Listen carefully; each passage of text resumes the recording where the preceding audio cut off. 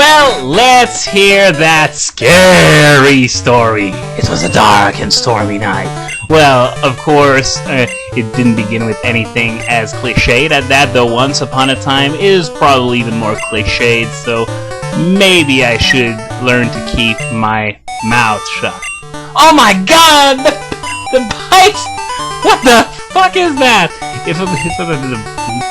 What? What's going on now? Come on, what's the punchline? Oh, riding uphill on cycling road. Well, that was the worst joke ever. You better give me that cursed TM. Thank you.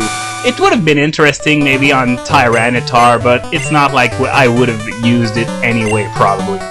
And yeah, it whittles down the user's HP, and thanks for leaving out the fact that it only works like that for one of the 17 types in the game, because of course the use it's most notorious for is the one for the 16 other types. Attack up one level, defense up one level, but speed down one level, with such notorious users as Snorlax, and well, there are others, but Snorlax is historically the curse user by excellence. And now we're going to Cycling Road, and while I'm going down on Cycling Road, come on, are there any trainers here? The place was packed with trainers in red, but now it looks like there's no one there. Oh, thank you, finally someone!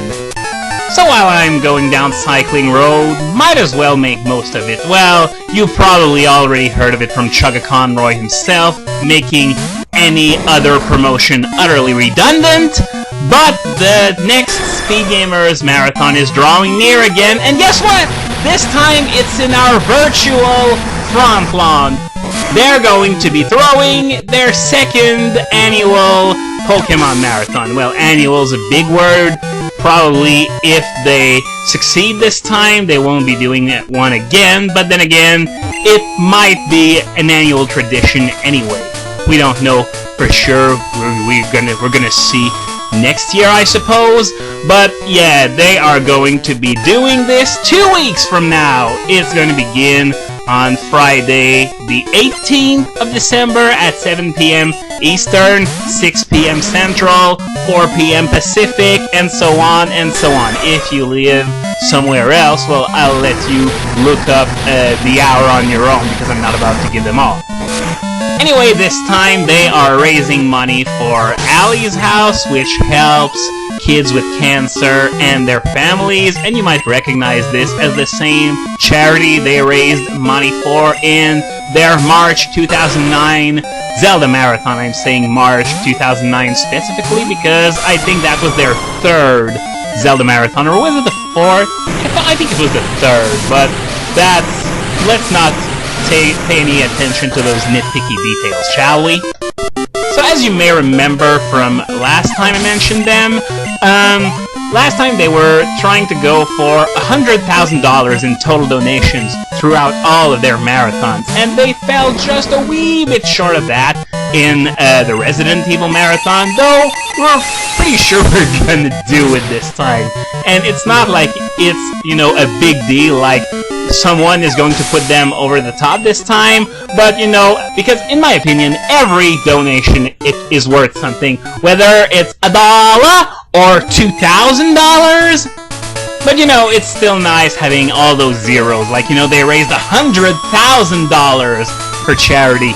And just so that we're clear on that, the games that are going to be played in the marathon are going to be Ruby, Sapphire, Diamond, Pearl, Fire Red, Leaf Green, and imported copies of Heart Gold and Soul Silver.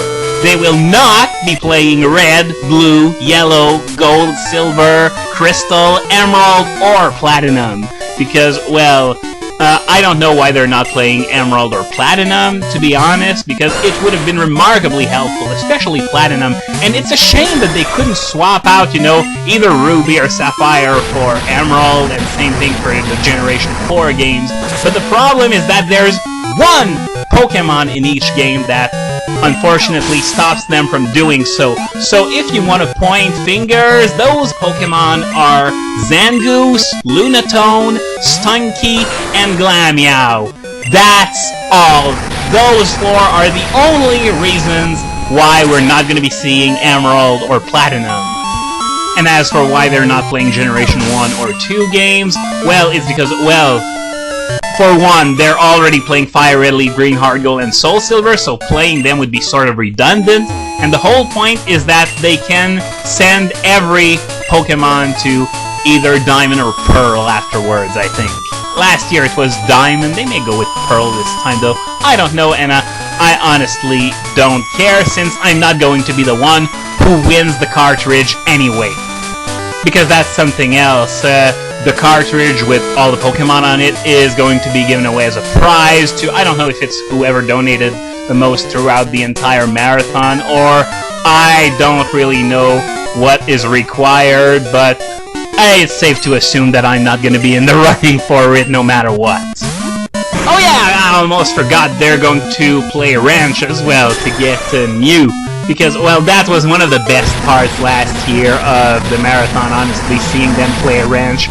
It's so unbelievably hilarious to watch. Now, I still wouldn't recommend it to anyone who doesn't have storage space issues on their Generation 4 carts, but otherwise, if you do have issues with your storage, do feel free to download it, because it's really, really hilarious at times.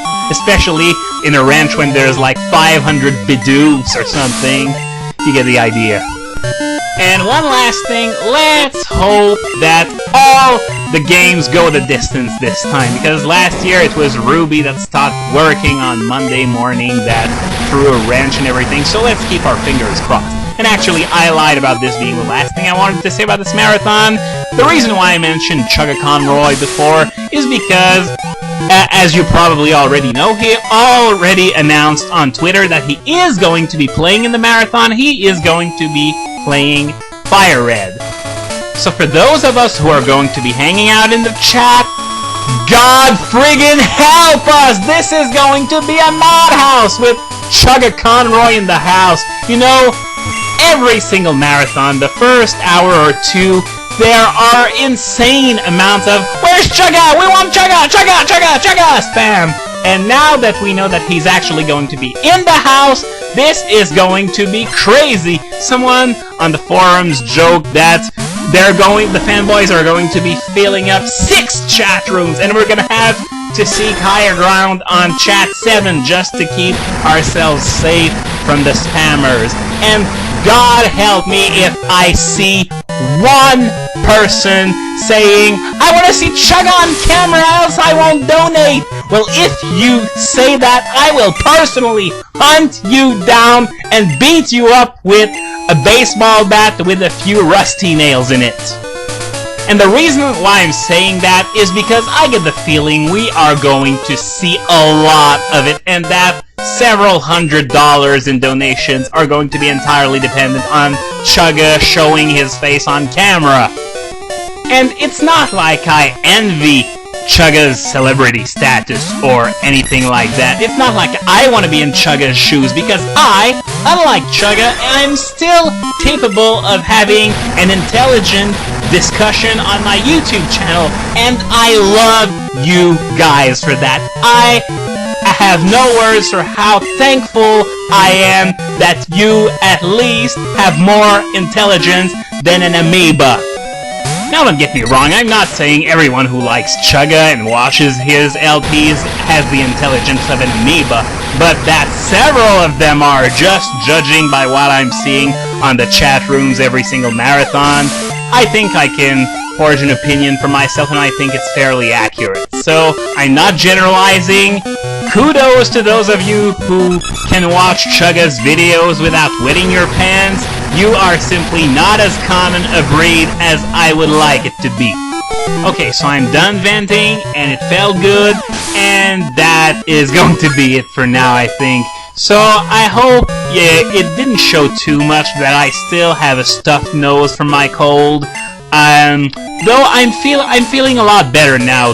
My throat isn't hurting like hell for once anymore. So, yeah, I'm going to be doing Fuchsia already next time. I'm already there! And what? Wasn't that on this side? Well, I guess it was on the other one. Well, see ya!